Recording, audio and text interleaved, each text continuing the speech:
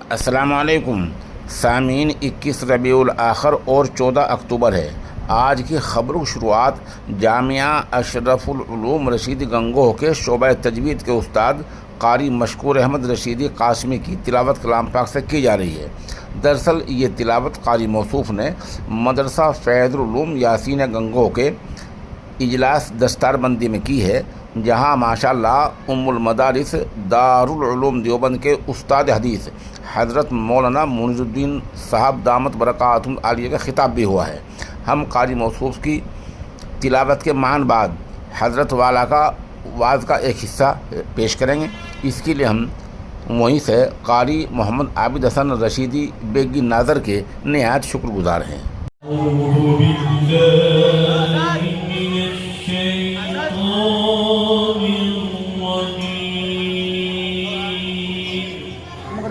بسم اللہ الرحمن الرحیم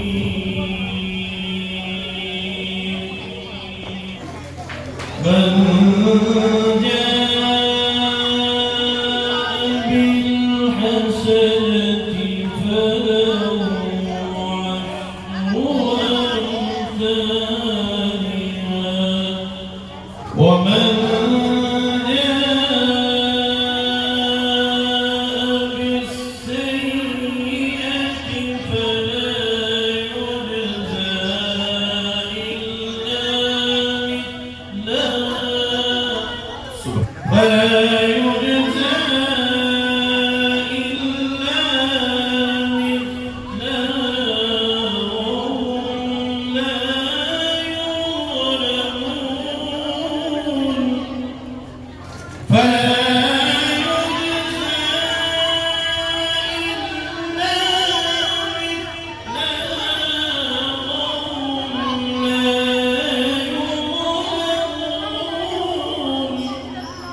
قل إنني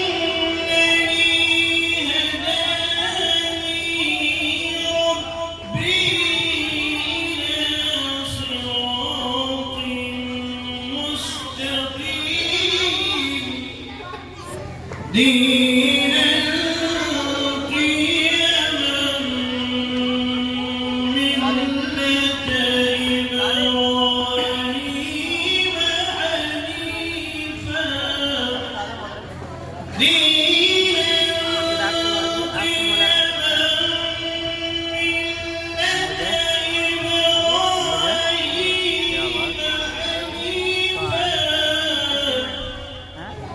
وما كان من المشركين۔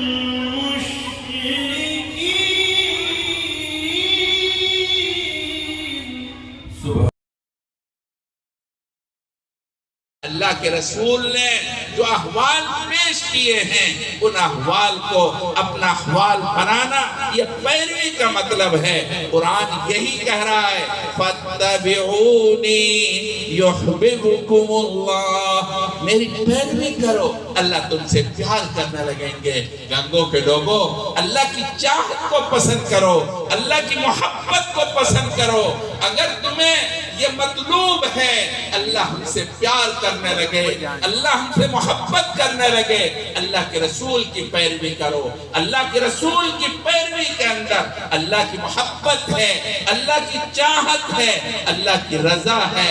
صحابہ کرام رضوان اللہ تعالیٰ علیہم اجمعین نے اللہ کے رسول کی پیروی کی ہے، جس کے نتیجے میں اللہ تبارک و تعالیٰ نے صحابہ کرام کو ہر محاذ پر کامیابی عطا فرمائی ہے۔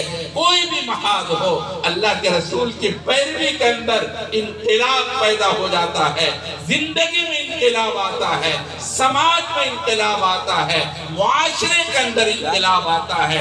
ذرا غور کر کے دیکھو، اس لیے قرآن کہتا ہے اگر تمہیں اللہ کا پیار چاہیے، اللہ کی محبت چاہیے، اللہ کے رسول کی پیروی کرو۔